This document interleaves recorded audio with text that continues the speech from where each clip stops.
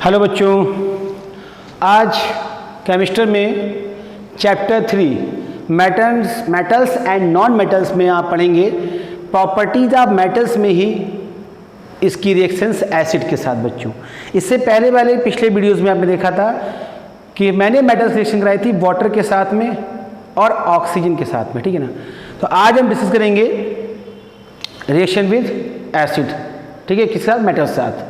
और उसके बाद हम बच्चों आज देखेंगे chemical properties of non metals भी इस वीडियो में, ठीक है ना। तो क्योंकि मेटल्स की एक रिएक्टिविटी सीरीज है, ठीक है ना, जो कि आपकी इस चैप्टर 3 में आपकी बनी हुई है, आप देखिएगा उसको। तो उसी ऑर्डर में आपको रिएक्शन करा रहा हूँ, ठीक है। और हमारे पास यहाँ पर एसिड्स कौन कौन से हैं? हमारे पास यहाँ पर जो एसिड्स हैं बच्चों, वो हमारे पास है HCl और H2SO4, ठीक है, और HNO3 भी है, ठीक है, जिसके बारे में आपको बताऊंगा, ध्यान दीजिए प्लीज़, ठीक है ना। तो यहाँ पर सबसे पहले मैं उसी ऑर्डर में मेटल लगाता हूँ, यानी उस जो रिएक्शन सारी आपकी हैं, बस कुछ उन मेटल्स को छोड़ के जो आपके सिलेबस में नहीं है, ऐसी रिएक्शन का कोई आपके सिलेबस से लेना देना नहीं है। जैसे कैडमियम है, क्रोमियम है, वो भी आपको बीच में आपको मिलेंगी, ठीक। तो यहाँ पर जनरली जो हमारे पास मेटल्स हैं वो है यहाँ पर सोडियम की रिएक्शन कराएंगे इससे HCl से डाइल्यूट HCl, ठीक है बच्चों। और यहाँ पर क्या होगा कि आप जानते हैं ये रिएक्शंस बहुत ही इजी हैं, इनका सॉल्ट भी बहुत इजी होता है। इसमें सॉल्ट और हाइड्रोजन गैस बच्चों बनेगी, ये देखिए, और ये आप चैप्टर 1 में आपने ऑलरेडी पढ़ा होगा, ठीक है ना। तो NaCl प्लस आपका हाइड्रोजन गैस, बहुत सिंपल रिएक्शन है और सॉल्ट भी आसानी से पता लग जाता है बच्चों, ठीक है ना। अगर हम इसी की रिएक्शन कराएं किससे? H2SO4 से, तो क्या बनेगा बच्चों? सोडियम सल्फेट, सिंपल है। HCl है तो क्लोराइड, सल्फ्यूरिक एसिड तो सल्फेट बनेगा।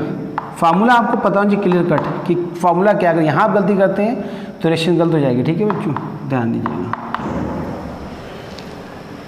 तो यहाँ पर रिएक्शन बैलेंस है, ये 2 लगा दिए यहाँ पे, ठीक है, ओके फाइन। तो HCl की रिएक्शन और H2SO4 की रिएक्शन, दोनों की रिएक्शन सेम है, बस फर्क सिर्फ इतना होगा कि यहाँ पर जो सॉल्ट है वो क्लोराइड का बनेगा कब? जब यहाँ पे HCl लेंगे, और यहाँ पे सॉल्ट बनेगा बच्चों सोडियम का या किसी मेटल्स का सल्फेट बनेगा जब यहाँ पे आप सल्फ्यूरिक एसिड लेंगे, ठीक है। तो मैं किसी एक की रिएक्शन करके आपको दिखा देता हूँ, ठीक है, बाकी बच्चे मेटल्स के लिए।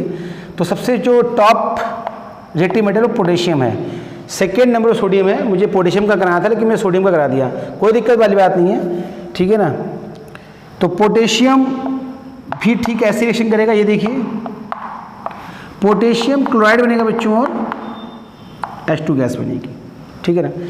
यहाँ पे रिएक्शन बैलेंस कर लीजिए, 2 लगा दिए यहाँ पे, ठीक है ना।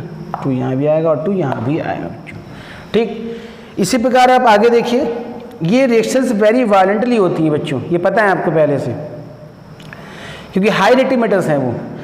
आप कैल्शियम ले लीजिए, कैल्शियम में क्या होगा? कैल्शियम CaCl2 बनाएगा बच्चों, और ये आपका बन गया हाइड्रोजन गैस, ठीक है। अब यहाँ पर मैग्नीशियम ले लीजिए, मैग्नीशियम भी ऐसी रिएक्शन देगा, क्या होगा यहाँ पे? MgCl2 बनेगा, और यहाँ पर हाइड्रोजन गैस। इस तरीके से आपकी रिएक्शन चलेंगी बच्चों। इसके अलावा आप देख लीजिए इसमें कौन सी, एल्युमिनियम देख लीजिए, एल्युमिनियम हो गया आपकी, जिंक हो गई और आयरन हो गई, ठीक है ना। तो इसको देखिए आप, एल्युमिनियम से कराएंगे HCl की, क्या बनेगा? एल्युमिनियम क्लोराइड बनेगा, AlCl3 बच्चों, एंड हाइड्रोजन गैस, ठीक है ना। रिएक्शन इक्वल कर लीजिए यहाँ पे 6 HCl आएगा बच्चों, क्योंकि यहाँ पे हमें हाइड्रोजन हो जाएगा हमारा 3, ये देखिए यहाँ पे, और यहाँ पे 2 लगाइए और यहाँ 2 लगाइए, कुछ इस तरीके से, ठीक है। अच्छा, जिंक की बात करें हम, इसमें एक बात और है, एल्युमिनियम में स्टार्टिंग में रिएक्शन क्या होती है बच्चों, ये वाली रिएक्शन क्या फास्ट नहीं होती, स्लो होती है, क्योंकि इसके ऊपर ना एल्युमिनियम के ऊपर ना ऑक्साइड की लेयर होती है, जिसकी वजह से ये रिएक्शन स्टार्टिंग में स्लो होती है, लेकिन बाद में ये रिएक्शन फास्ट हो जाती है। जिंक की बात करें, दोनों ही रिएक्शन आपकी जो है कैसी है, मॉडरेट है, जैसी मेटल है बच्चों वैसी ही टाइप की रिएक्शंस होगी, मतलब स्लो या फास्ट होगी। तो यहाँ पर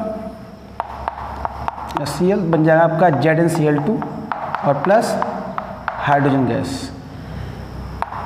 इसके अलावा ये Fe, यहाँ पर HCl लेंगे बच्चों और ये बन जाएगा FeCl2 बनेगा बच्चों। अब आप सोचो सर FeCl3 क्यों नहीं बन रहा है? क्योंकि स्टार्टिंग जब हम करेंगे तो पहले 2 इलेक्ट्रॉन छोड़ेगा, उसके बाद 3 छोड़ेगा, क्योंकि इसके फेरिक आयन भी होते हैं बच्चों, फेरस आयन भी होते हैं, मैंने लास्ट में डिस्कस भी किया हुआ है। तो इसके संग क्लोरीन 2 भी हो सकते हैं, 3 भी, लेकिन शुरुआत जब करेंगे 2 जुड़ेंगे, पहले FeCl2 बनेगा, उसके बाद ये जाके कन्वर्ट हो सकता है आगे चल के कि FeCl3 में कन्वर्ट हो जाए, ठीक है ना। तो मैं सारी चीज़ों का आपको जवाब साथ साथ देते जा रहा हूँ, आप ध्यान समझिए चीज़ों को। Fe plus Cl, FeCl2 plus hydrogen gas, reaction balance कर लीजिए, यहाँ पर 2 लगा दीजिए, ठीक है ना। इससे अलग अगर बात करें मेटल्स की, जैसे मरकरी, कॉपर, सिल्वर, ये रिएक्शन बच्चों नहीं करती, डाइल्यूट एसिड की कोई भी रिएक्शंस नहीं होती, ठीक है ना। अब हम बात करते हैं नाइट्रिक एसिड की। मैं यहाँ दिखाता हूँ, नाइट्रिक एसिड केस बहुत स्पेशल केस है, इससे बच्चों बहुत अच्छे क्वेश्चंस आते हैं। एक्चुअली जो नाइट्रिक एसिड है ना, वो इस प्रकार की रिएक्शन देता नहीं है मेटल साथ, समझिए बात को, ठीक है ना। लेकिन फिर भी एक एक्सेप्शंस है। अगर नाइट्रिक एसिड को, इसकी बात कर रहा हूँ बच्चों में, इसका सॉल्ट बनता है क्लोराइड, इसका सॉल्ट बनता है सल्फेट और इसका सॉल्ट बनता है नाइट्रेट। लेकिन ये इसका जो केस है थोड़ा अलग है, ये किसी भी मेटल से रिएक्शन करता है तो आपको ना इस प्रकार की रिएक्शन नहीं देता, मतलब सॉल्ट और हाइड्रोजन गैस नहीं बनाता है बच्चों। तो ये क्वेश्चन आता है क्यों नहीं बनाता, लेकिन कुछ एक्सेप्शन से मैंने कहा, जैसे मैग्नीज है, मैग्नीज मेटल है, मैग्नीशियम मेटल है, ये 2 मेटल ऐसी हैं, अगर नाइट्रिक एसिड वेरी डाइल्यूट लिया जाए बच्चों, कैसा लेना है, वेरी डाइल्यूट, तब ये रिएक्शन सेम पॉसिबिलिटी दिखाती है। मैं लिख देता हूं वेरी डाइल्यूट, बहुत इंपॉर्टेंट है, वेरी डाइल्यूट, ठीक है ना। तब केवल इन्हीं मेटल साथ जो है क्या होगा, रिएक्शंस होगी। जैसे यहाँ बन जाएगा मैग्नीज नाइट्रेट बच्चों, मैग्नीज नाइट्रेट, ये देखिए, और हाइड्रोजन गैस। ऐसे यहाँ पर क्या होगा, मैग्नीशियम नाइट्रेट बन जाएगा बच्चों। तो ये एक्सेप्शन समझ लीजिए आप, जिनको आपको ध्यान रखना है, ठीक है ना। व्हाट अबाउट, हम बात करते हैं कि क्यों ऐसा होता है कि नाइट्रिक एसिड जो है और मेटल साथ इस प्रकार की रिएक्शन नहीं देता, जैसे कि आपके HCl और H2SO4 देते हैं। ध्यान समझिए, दरअसल में होता क्या है कि जो नाइट्रिक एसिड बच्चों होता है, ये होता है बच्चों वेरी गुड या वेरी स्ट्रॉन्ग, या स्ट्रॉन्ग कह सकते हैं, स्ट्रॉन्ग ऑक्सीडाइजिंग एजेंट होता है बच्चों, इंपॉर्टेंट। स्ट्रॉन्ग ऑक्सीडाइजिंग एजेंट होने के कारण ये करता क्या है, मैं यहाँ रिएक्शन दिखा देता हूँ। मान लीजिए आपने कोई मेटल ले ली, सपोज कैसे में लीजिए, कोई दिक्कत नहीं है, ठीक है ना। तो बच्चों ये कैल्शियम ऑक्साइड बना देगा, क्योंकि स्ट्रॉन्ग ऑक्सीडाइजिंग एजेंट का मतलब क्या होता है कि वो रिएक्शन में ऑक्सीजन को ऐड करे, ऑक्सीजन की सप्लाई करे, पढ़ा होगा आपने पहले। तो ये क्या करेगा, कैल्शियम के साथ भी ऑक्सीजन जोड़ देगा और हाइड्रोजन के साथ भी ऑक्सीजन जोड़ देगा, जिससे हाइड्रोजन ना निकल कर क्या होता है, वाटर निकलता है। और जो ये नाइट्रेट बचा है, ये NO2 गैस देता है इस तरीके से, मतलब NO2 या N2O या कोई भी गैस दे सकता है, नाइट्रोजन ऑक्साइड वाली गैस, क्योंकि 5 टाइप की बच्चों ये नाइट्रोजन और ऑक्सीजन की गैस होती हैं, nitrous oxide, nitric oxide, nitrogen dioxide. तो कोई भी यहाँ पर जो है गैस बन सकती है नाइट्रोजन की। तो इसने क्या किया, इसने इसको भी ऑक्सीजन दे दिया, हाइड्रोजन को भी ऑक्सीजन दे दिया और खुद भी जो है नाइट्रोजन के ऑक्साइड्स में कन्वर्ट हो गया। तो आप क्या क्वेश्चन क्या आएगा, आप आंसर कैसे दोगे इसका बच्चों आप आंसर दोगे, because nitric acid is a strong oxidising agent, so it add oxygen into hydrogen and gives water, not a hydrogen gas, ठीक है ना। तो ये आपका नाइट्रिक एसिड का मैंने बहुत इंपॉर्टेंट चीज़ आपको बताई, इसको ध्यान रखिएगा, ठीक है। अब इसके बाद जो है ये आपका एसिड बच्चों यहाँ पर पूरी तरीके से ख़त्म होता है, फिनिश होता है मेटल्स के लिए, ठीक है ना। ये आपकी इनर्ट मेटल है, ये पहले ही हम लोग बता चुके हैं आपको, इनर्ट मेटल। ठीक है, तो बच्चों आप इसकी पिक ले लीजिए फटाफट। इसके बाद मैं डिस्कस करता हूँ प्रॉपर्टीज ऑफ नॉन मेटल्स। ठीक है, और जिस सीक्वेंस में हमने मेटल्स की प्रॉपर्टी बच्चों देखी, हाँ एक चीज़ और यहाँ पे, सॉरी एक चीज़ बताना आपको भूल गया कि यहाँ पर अगर ये मेटल सॉल्ट से रिएक्शन करें, जैसा कि आप जानते हो, तो जो मेटल रिएक्टिव होगी वो दूसरी मेटल को उसके मेटल सॉल्ट से रिएक्ट कर देगी, वो सॉरी डिस्प्लेस कर देगी। देखिए यहाँ पर मैं बताता हूँ आपको किस तरीके से। जैसे हमने यहाँ पे कॉपर सल्फेट दिया बच्चों और यहाँ लिया जिंक। देखिए तो जिंक ज़्यादा रिएक्टिव मेटल है, टेबल में आप देखेंगे जिंक ऊपर पाएंगे, कॉपर नीचे पाएंगे। तो जिंक क्या करेगी, कॉपर सल्फेट में से कॉपर निकाल देगी और जिंक सल्फेट बच्चों बना देगी, जिंक सल्फेट बन जाएगा, ध्यान दीजिए। और बाकायदा रिएक्शन जो होगी इसमें क्या होगा, कलर कॉपर सल्फेट का ब्लू होता है बच्चों, ध्यान रखिए, ये ब्लू कलर गायब हो जाएगा, ठीक है ना, डिसअपीयर हो जाएगा। इससे पता चलता है कि कॉपर जो है बच्चों डिस्प्लेस हो गया। ये देखिए, यानी एक तरीके से जिंक का लॉस होगा और जिंक की जगह कॉपर आ जाएगी, जिंक जो है कॉपर में कन्वर्ट हो जाएगी और ये आपका जो कॉपर सल्फेट है वो जिंक सल्फेट बन जाएगा। ठीक है, ये हुआ रिएक्टिविटी का कारण, इसे बोलते हैं डिस्प्लेसमेंट रिएक्शंस बोलते हैं। ठीक है ना, आप पहले पढ़ चुके होंगे। इसके अलावा अगर मान लीजिए यहाँ पर सपोज क्या नाम, कॉपर सल्फेट ही है बच्चों, कॉपर सल्फेट ही है और हमने लिया आयरन, ये तो बहुत जानी पहचानी रिएक्शन है आपकी। ठीक है, तो इसमें भी क्या हो जाएगा, FeSO4 और प्लस कॉपर डिस्प्लेस हो जाएगा बच्चों। ठीक है, एक कॉपर भी क्या है, यहाँ देखिए कॉपर लिया आपने और AgNO3 ले लिया, नाइट्रिक एसिड, तो जो सिल्वर है वो कम रिएक्टिव है, तो कॉपर सिल्वर को क्या करेगा, यहाँ से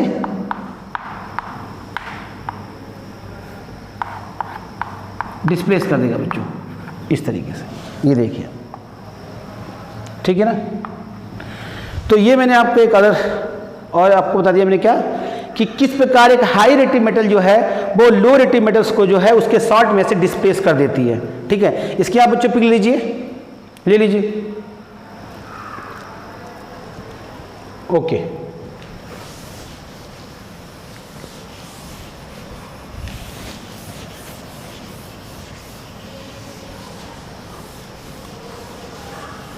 इसके बाद बच्चों हम देखेंगे यहां पर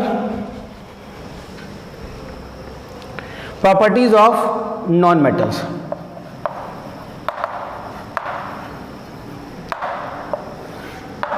प्रॉपर्टीज ऑफ नॉन मेटल्स में ठीक वैसे ही पहले हम रिएक्शन कराएंगे ऑक्सीजन से, लेकिन थोड़ा समझ लीजिए यहाँ पर कि जो नॉन मेटल्स होती बच्चों, नॉन मेटल्स, ठीक है ना, मैं ऐसे लिख रहा हूँ N और M, नॉन मेटल्स, इनका जो बिहेवियर होता है, ठीक है ना, रिड्यूस होने का होता है, ये रिड्यूस होती हैं। ठीक है ना, क्यों, क्योंकि जो मेटल्स थी वो इलेक्ट्रॉन लॉस करती बच्चों, और देखा था आपने वहाँ पर कि जब मैंने बताया था आपको कि मेटल्स को एनर्जी रिक्वायर्ड होती है अपने एटम में से इलेक्ट्रॉन निकालकर कैटायन में कन्वर्ट होने के लिए, तो वहाँ पर एक टर्म बताया था आयनिक एंथैल्पी।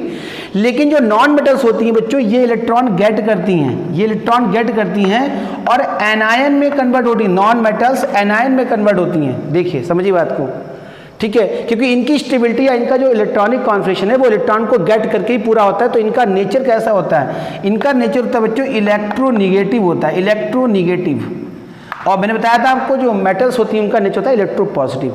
तो ये चीज़ भी आपको जानना बहुत ज़रूरी है। तो इनकी टेंडेंसी क्या है, एनायन बनाने की होती है इलेक्ट्रॉन को गेट करके, ठीक है ना। और इस प्रोसेस में, ये स्पॉन्टेनियस प्रोसेस है, इसमें एनर्जी रिक्वायर्ड नहीं थी बच्चों, इसमें एनर्जी रिलीज होती है, तो उसे बोलते हैं इलेक्ट्रॉन गेन एंथैल्पी बोलते हैं। मतलब उसमें क्या था आपका, उसमें था आपका इलेक्ट्रॉन आयनाइजेशन एंथैल्पी, और यहाँ पर क्या है इलेक्ट्रॉन गेन एंथैल्पी। तो दोनों फर्क क्या है, फर्क ये है कि इसमें ये एनर्जी रिलीज होती है और वो एनर्जी रिक्वायर्ड होती है, और नॉन मेटल्स इलेक्ट्रोनेगेटिव हैं, इलेक्ट्रॉन खींचते हैं, इनका जो नेचर जनरली है वो इलेक्ट्रॉन खींचने का है, गेट करने का है और एनायन बनाने का है। जबकि मेटल्स क्या होता है, इलेक्ट्रॉन लॉस करते हैं, ठीक है ना, और कैटायन बनाते हैं। कहने का मतलब ये है कि जो जनरली जो मेटल्स होती हैं वो ऑक्सीडाइज बच्चों होती है, इलेक्ट्रॉन का रिमूवल वहाँ पे होता है, जबकि इनका क्या होता है रिडक्शन होता है, इलेक्ट्रॉन को गेन करती हैं, ठीक है। तो अब इसमें हम देखेंगे नॉन मेटल कौन कौन से, जैसे कार्बन है, पहले हम कार्बन को लेते हैं। तो कार्बन जब जो है,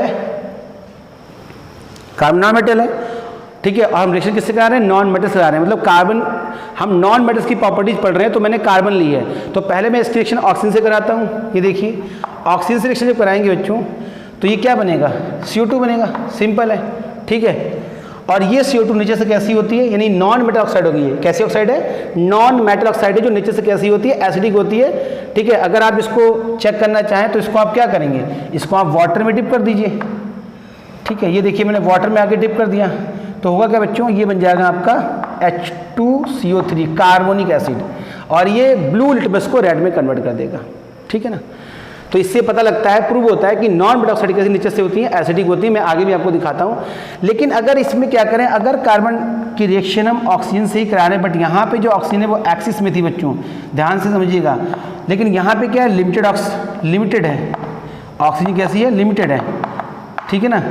तो लिमिटेड अगर है तो यहाँ पे फिर इनकम्प्लीट कम्बिशन होगा, यहाँ पर बच्चों का कंप्लीट कम्बिशन होगा। मैं लिख देता हूँ कंप्लीट कम्बिशन और इनकम्प्लीट कम्बिशन यहाँ पर होगा, क्योंकि यहाँ पे लिमिटेड सप्लाई है किसकी, ऑक्सीजन की। ये भी चीज़ समझिएगा आप लोग। तो इससे क्या है, प्रोडक्ट CO2 नहीं बनेगा बल्कि CO बनेगा बच्चों। मैं यहाँ पे रब कर रहा हूँ, थोड़ा सा जगह बना रहा हूँ,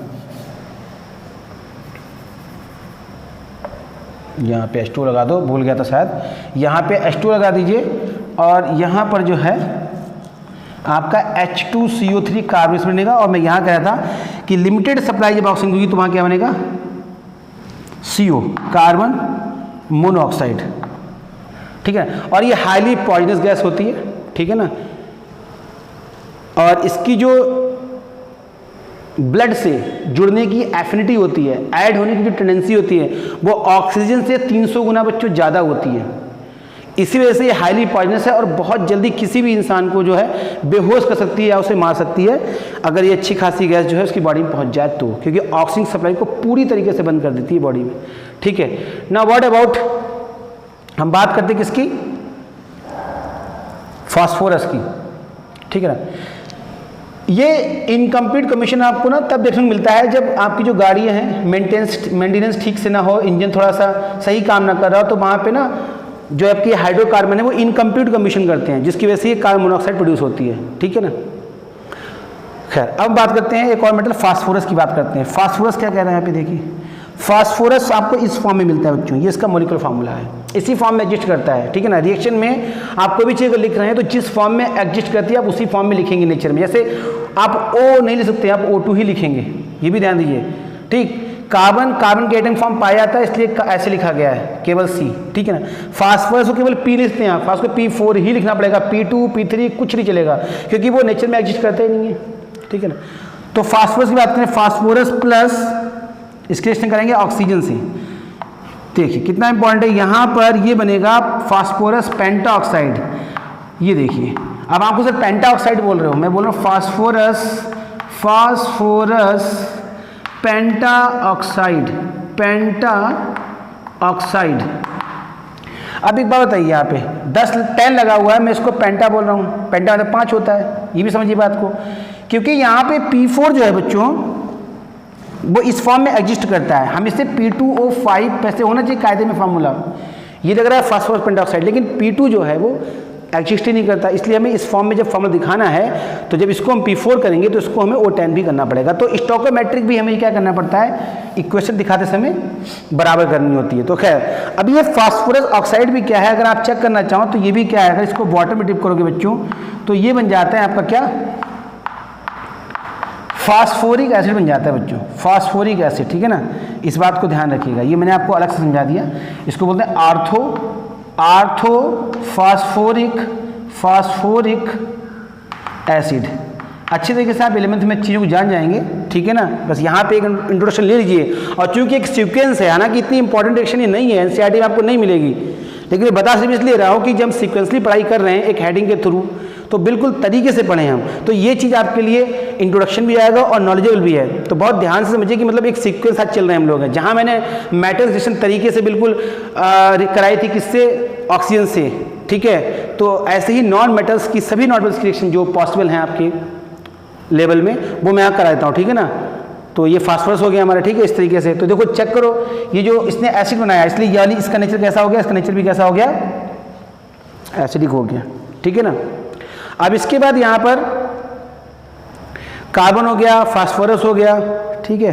एक और देख लीजिए यहाँ पे N2, नाइट्रोजन जो है वो रिएक्शन अलग करती नहीं ऑक्सीजन से, लेकिन फिर भी हाई टेम्परेचर पे जो है ये देखिए N2 प्लस O2, ये बच्चों बनाती हैं 2NO, इसे बोलते हैं nitric oxide gas. Nitric oxide gas बोलते हैं, ऑक्साइड गैस, ठीक है, नाइट्रिक ऑक्साइड, ठीक है ना। और ये रिएक्शन आपकी होती है 2700 डिग्री से 3000 इस टेम्परेचर पे रिएक्शन पॉसिबल होती है। हालांकि इसमें भी क्या है, इसका जो प्रोडक्शन होता है बच्चों वो काफ़ी लो होता है, लो प्रोडक्शन। ओके, अब हम बात करते हैं बच्चों वाटर से रिएक्शन की। किससे बात करेंगे? ये तो मैंने यहाँ तक क्या देखा हमने सारा, ये क्या देखा हमने, नॉन मेटल रिएक्शन किससे बच्चों, ऑक्सीजन से देखी, ठीक है ना। तो इसको आप टैग लगा लीजिए, मैंने हेडिंग साइड डाली नहीं है। ये जो रिएक्शंस में दिखा रहा हूँ वो आपको दिखा रहा हूँ किससे, नॉन मेटल रिएक्शन किससे, ऑक्सीजन के साथ में, ठीक है ना। ना यहाँ पर अब मैं हेडिंग दे देता हूँ, यहाँ पे हम कराएंगे reaction with water, reaction with water. तो कोई भी नॉन मेटल वाटर से रिएक्शन नहीं करती बच्चों, ध्यान से समझना। मैं अगर आपको सिंपल सी बात करूँ क्यों नहीं करता, एक्चुअली वाटर का फार्मूला बच्चों H2O होता है। तो नॉन मेटल चाहिए कि यहाँ पर क्या करें, इसको जो है ऑक्सीडाइज करें, किसको, हाइड्रोजन को। मान लीजिए हाइड्रोजन टूट गया तो H+ फॉर्म में आएगा कि नहीं आएगा। तो इनको इलेक्ट्रॉन चाहिए, तो इलेक्ट्रॉन कौन देगा, जो रिएक्शन कर रहा है। रिएक्शन यहाँ पे नॉन मेटल्स करेंगी, और नॉन मेटल्स आप जानते हैं नेचर से इलेक्ट्रोनिगेटिव होती है, ना कि इलेक्ट्रो पॉजिटिव होती हैं। तो वास्तव में प्रॉब्लम क्या है, प्रॉब्लम ये है कि नॉन मेटल्स वाटर में हाइड्रोजन को क्या नहीं करा सकती बच्चों, ऑक्सीडाइज नहीं करा सकती। प्रॉब्लम ये है। तो इसी वजह से नॉन मेटल वाटर से रिएक्शन नहीं करती, लेकिन फिर भी हाई रिएक्टिव मेटल्स में जैसे फ्लोरीन आती है वो रिएक्शन करा लेती है, क्योंकि वो बहुत ज़्यादा रिएक्टिव मेटल है, ठीक है ना। तो उसमें क्या है, वो हाइड्रोजन को अपनी तरफ खींच के इलेक्ट्रॉन से प्रोवाइड करा देती है। ये देखिए, और क्या बनाती है, ऑक्सीजन और ओजोन बनाती है, ओजोन। तो फ्लोरीन, ये देखिए फ्लोरीन प्लस ऑक्सीजन, और यहाँ बनेगा, sorry, fluorine plus H2 water से ना। तो ये देखिए यहाँ बन जाएगा आपका इस तरीके से। बैलेंस कर लीजिए रिएक्शंस को, बैलेंस है, बैलेंस नहीं है, यहाँ 2 लग गया यहाँ पे, तो यहाँ 4 कीजिए बच्चों, 4। अब ठीक है ना, यहाँ पे 2 कर दीजिए, ठीक। ऐसे ही आप ऑक्सीजन, ओजोन, ओजोन बनेगी तो आपको यहाँ पे 3H2O, 3 ऑक्सीजन लेनी पड़ेगी ना आपको। तो 3 वाटर के मॉलिक्यूल, जब ओजोन बनेगा तो वाटर के 3 मॉलिक्यूल लेने पड़ेगा, क्योंकि हमें O3 चाहिए ना, इसलिए। तो यहाँ पर डबल जस्ट, क्योंकि फ्लोरीन की बैलेंसी कितनी होती है बच्चों, 1 होती है, ऑक्सीजन बैलेंसी कितनी 2 होती है। तो थोड़ा सा जब आप पढ़ेंगे आपको अनुभव हो जाएगा, ठीक है ना। तो यहाँ पर हम लेंगे 3F2, ठीक है ना, और आपका बन जाएगा यहाँ पर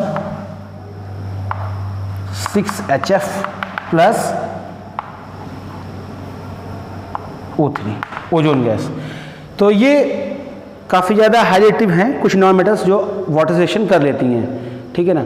तो यहाँ पर एक वाटर का पढ़ लिया हमने, और हमारा ऑक्सीजन का हो गया। नेक्स्ट हमारा क्या है, यहाँ पर वाटर हो गया, ऑक्सीजन हो गया, ठीक है ना। एसिड रह गया बच्चों, एसिड। तो देखो एसिड से भी कोई नॉन मेटल रिएक्शन नहीं करेगी बच्चों। खुद से दिमाग लगाओ कि जो एसिड्स होते हैं उसमें हाइड्रोजन तो होगा ही होगा, क्योंकि H+ आयन जो देते हैं वो एसिड्स होते हैं, समझिएगा बात को। तो ये नॉन मेटल्स क्या है, फिर से हाइड्रोजन को क्या है, ऑक्सीडाइज नहीं कर पाएंगी। तो इसी वजह से कोई भी एसिड जो है नॉन मेटल से रिएक्शन नहीं करेगा, ठीक है ना। मैं इसको रब कर रहा हूँ, तो यहाँ दिखाता हूँ मैं आपको, देखिए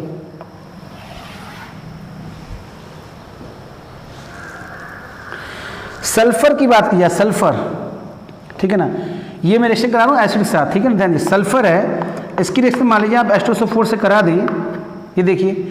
तो इसमें क्या होगा, H2SO4 जो है हाइड्रोजन गैस नहीं देगा यहाँ पे, पॉसिबल नहीं है इसको देना।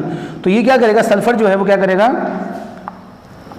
ये SO2 में कन्वर्ट हो जाएगा बच्चों, देखिए ध्यान से, और यहाँ पर H2O बनेगा, ठीक है ना, इस प्रकार। और अगर आपने मान लीजिए, ध्यान रहे कैसा एसिड लेंगे, कंसंट्रेट एसिड लेंगे, नॉर्मल कंडीशन होगा ही रिएक्शंस, कंसंट्रेट लेंगे उसे हीट भी करेंगे तब जाके कहीं ये डिकम्पोज होगा और तब जाके कहीं जो है इसको ऑक्सीजन मिलेगी, हाइड्रोजन तब भी नहीं मिलेगा, क्योंकि नॉन मेटल्स है ना, वो हाइड्रोजन को ऑक्सीडाइज करा ही नहीं पाएगी, ठीक है ना, इसी वजह से। और इसके अलावा सल्फर जो है अगर रिएक्शन किससे करे, कंसंट्रेट नाइट्रिक एसिड से, यहाँ भी हीट करना पड़ेगा, मैं लिख रहा हूँ कंसंट्रेट, तो ये देखो यहाँ पे तो H2SO4 बन जाएगा बच्चों, हायर क्लास में आप पढ़ेंगे अच्छे से चीज़ को, ठीक है ना, H2SO4 बन जाएगा और यहाँ पे वाटर बनेगा, ठीक है ना, ध्यान दीजिए प्लीज यहाँ पर।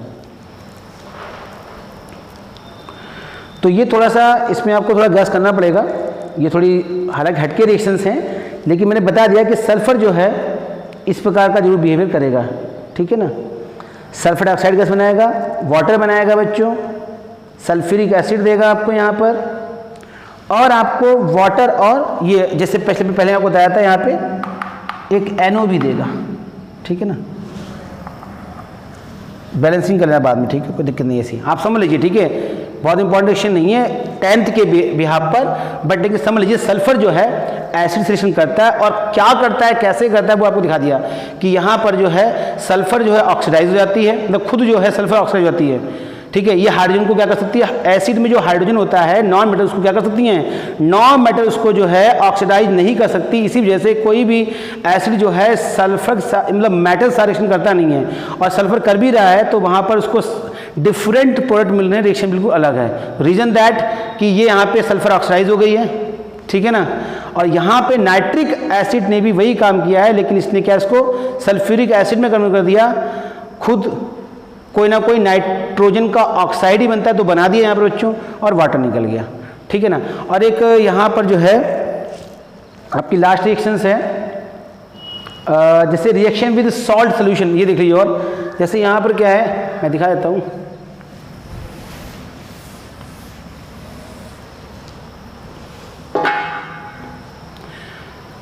यहाँ भी डिस्प्लेसमेंट रिएक्शन बच्चों होती है। मान लीजिए आपने 2NaBr यहाँ पे लिया है, सोडियम ब्रोमाइड लिया हुआ है, और यहाँ पे Cl2 लिया हुआ है, Cl2 बच्चों ज़्यादा रिएक्टिव नॉन मेटल है, किससे, ब्रोमीन से, तो यहाँ पर होगा क्या कि ये इसको डिस्प्लेस कर देगा और बन जाएगा यहाँ पे 2NaCl। तो यहाँ पे भी एक हाई रिएक्टिव नॉन मेटल्स ने जो है लो रिएक्टिव मेटल्स को जो है अपने कंपेयर में डिस्प्लेस कर दिया। तो ये भी एक अपने यूनिक रिएक्शंस है जो आपके लिए एक्स्ट्रा नॉलेज है, ठीक है, ये और ये सारी एक्स्ट्रा नॉलेज है बच्चों, ध्यान दीजिए। तो इस प्रकार आपका जो है केमिकल प्रॉपर्टी जो नॉन मेटल्स की है वो आपने पूरी कंप्लीट कर ली है, ठीक है ना। इसके बाद नेक्स्ट वीडियो में आपसे मिलेंगे। इस वीडियो में बच्चों इतना ही, ठीक है, तब तक के लिए बाय बाय।